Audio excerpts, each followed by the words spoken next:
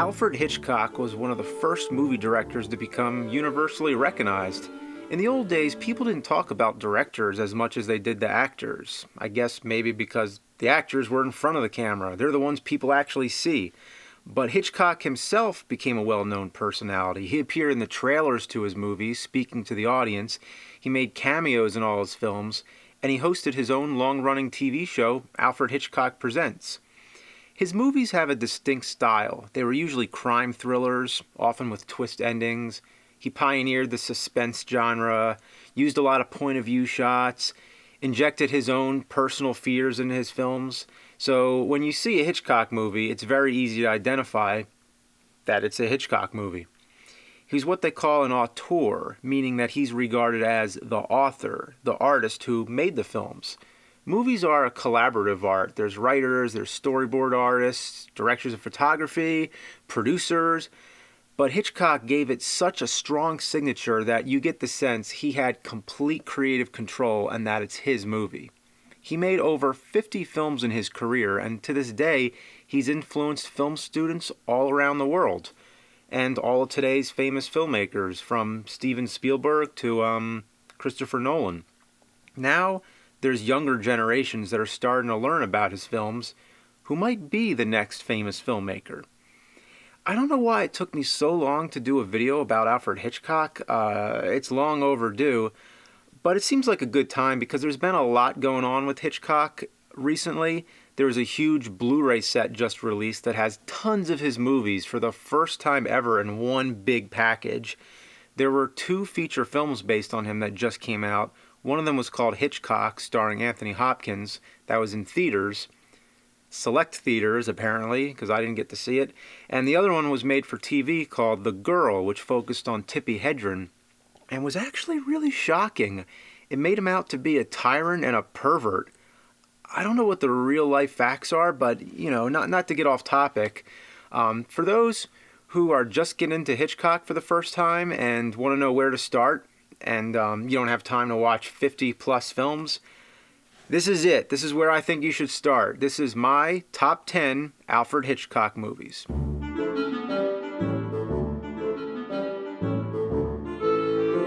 Number 10, The Birds.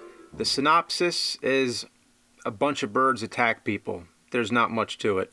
This is the kind of plot that sounds like a B movie, but somehow got made into a big-budget A movie by a critically acclaimed director. The same thing happened to Jaws. It sounded like a B movie. It's a shark that attacks people, although Spielberg wasn't a critically acclaimed director yet at the time. But it had the same concept, nature attacks. The bird attacks are sometimes unconvincing. It's a little cheesy with the blue screen shots and all that, but the suspense is strong and it works. Number 10, not my favorite Hitchcock movie, but it has a legacy, so it deserves a spot on the list.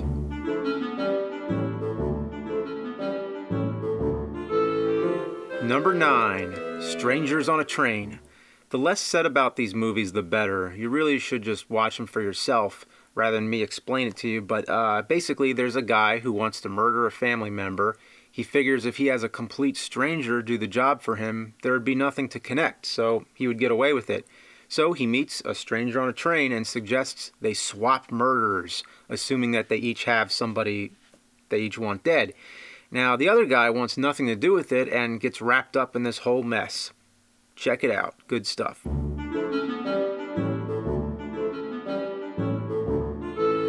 Number 8, Shadow of a Doubt. In a peaceful town, an innocent girl finds out that her uncle who's visiting might just be a wanted man for murder. From 1943, I think this is Hitchcock's earliest masterpiece. He made many films before, starting in the silent era, but this is the first one that's a definite Hitchcock classic, and it happened to be his own personal favorite.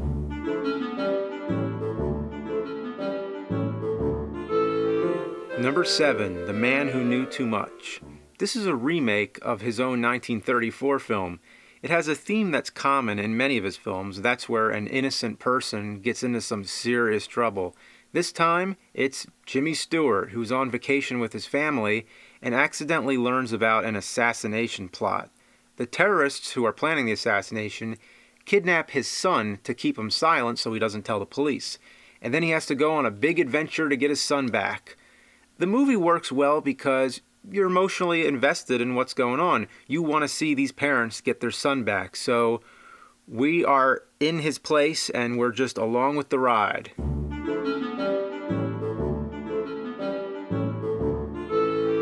Number 6, Dial M for Murder. One thing interesting to note was that it was shot in 3D, so it was one of the early 3D movies. Basically, it's about a guy who wants to murder his wife, so he blackmails somebody to commit the crime for him. They have a whole plan set up, but it goes terribly wrong.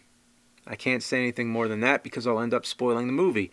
The plot is so simple, yet somehow so intriguing. It makes you think, if you were an attempting murderer, what would you do in the situation, and are all the footsteps and traces clean? The outcome is something so obvious, but like the best of magicians, Hitchcock strings you along and distracts you from the simple facts.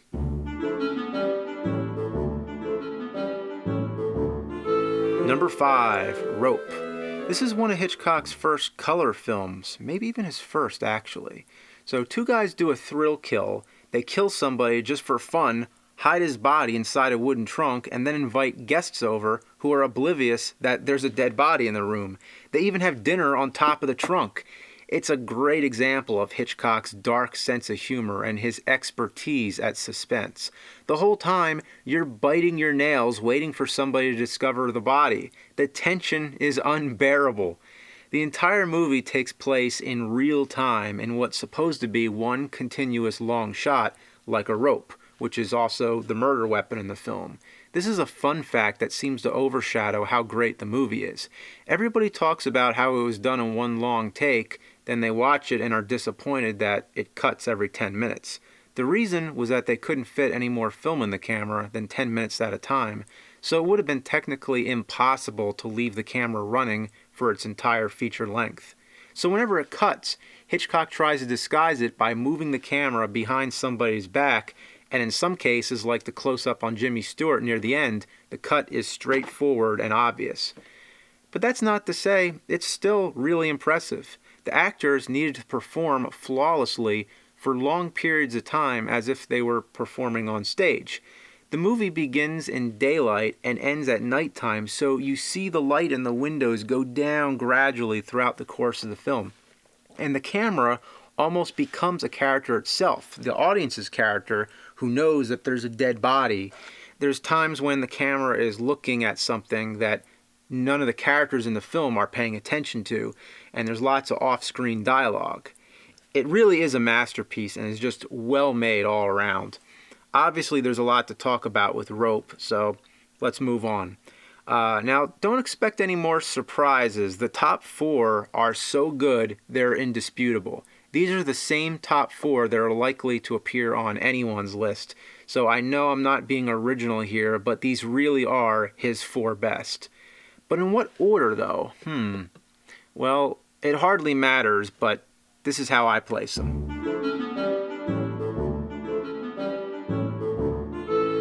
Number 4, Rear Window. Jimmy Stewart plays a photographer who's used to taking pictures in exotic and dangerous places.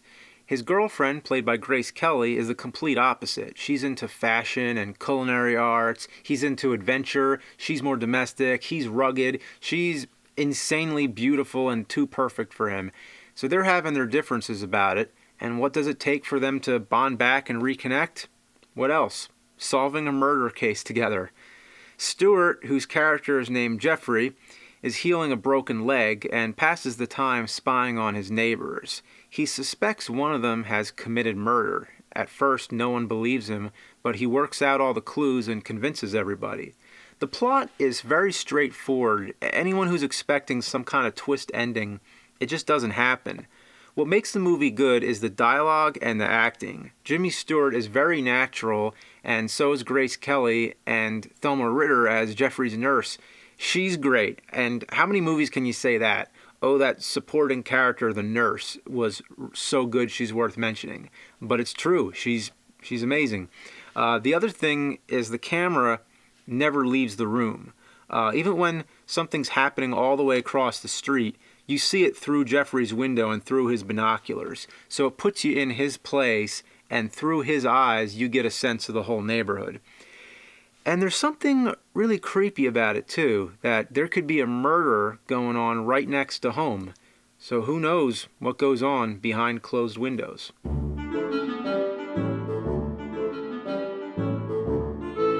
Number 3, Psycho.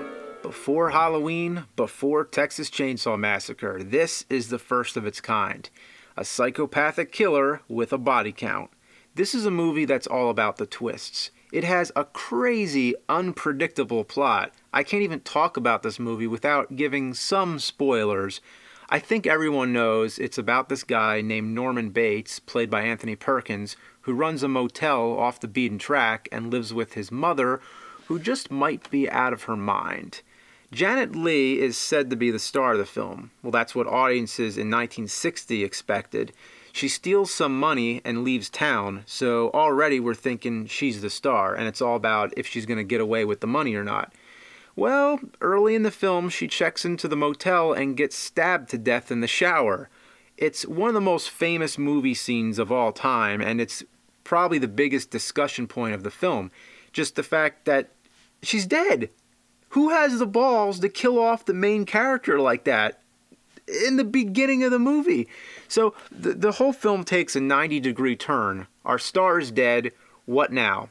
Well, obviously, the money, right? That's the only thing that it could do. So who's going to get the money? Well, next thing, Norman's cleaning the room and obliviously throws the money away. As in, it's gone. It's not coming back. Nobody's ever going to find that money again. So when the cops show up at the motel, they have a pretty good reason to believe he killed the girl for the money, right? But Norman doesn't even know about it. And it's so frustrating to watch. You just want to jump into the movie and explain that it's all a misunderstanding. And that's why it's great. It's unnerving and it keeps you on the edge of your seat.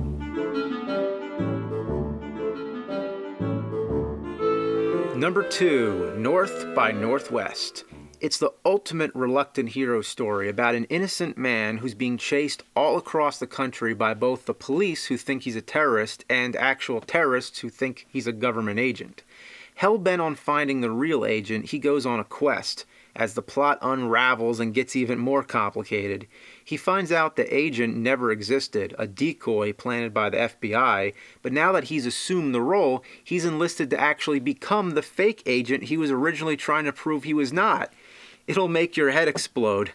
Cary Grant is phenomenal in the role, speaking rapidly, making smart comebacks to everything. You believe that a guy with his personality could get himself into such a mess. This is like the precursor to the James Bond and Indiana Jones films, both a hilarious comedy and a suspenseful thriller, both rolled into one.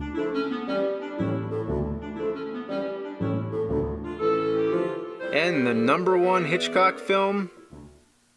Vertigo. Of course, all 4 Jimmy Stewart movies had to make the list. This time he plays Scotty, a detective who suffers from acrophobia, a fear of heights. One of his fellow police officers dies trying to save him from a rooftop, and he has a guilt complex over it. He retires from the force, but as a favor for an old friend, he accepts one last job to watch over his friend's suicidal wife. He desperately falls in love with her and tries to save her from the top of a steeple where he is once again conflicted by his acrophobia. Why is Vertigo so great? Well, it doesn't exactly start off with a bang. It takes time to lure you in. There's long scenes without dialogue, but with that beautiful hypnotic score by composer Bernard Herrmann. After the midpoint, when he's on the steeple, that's when the film's true power unfolds and sucks you right in. The second half, Scotty descends into madness and obsession, and you really feel what he's feeling. The movie just takes you over. Recently, it attracted a lot of attention by replacing Citizen Kane as the best movie of all time, according to some poll. Now, I think calling Vertigo the best film of all time is probably a stretch, but I'm happy to see it knock Citizen Kane off its throne. Who cares about what some poll says anyway? There's no best film of all time. It's too impossible to choose. So don't let Vertigo disappoint you because the film critics hyped it up too much. It's just a great, great movie. Don't think of it as the best, but I will say it's the best Hitchcock movie.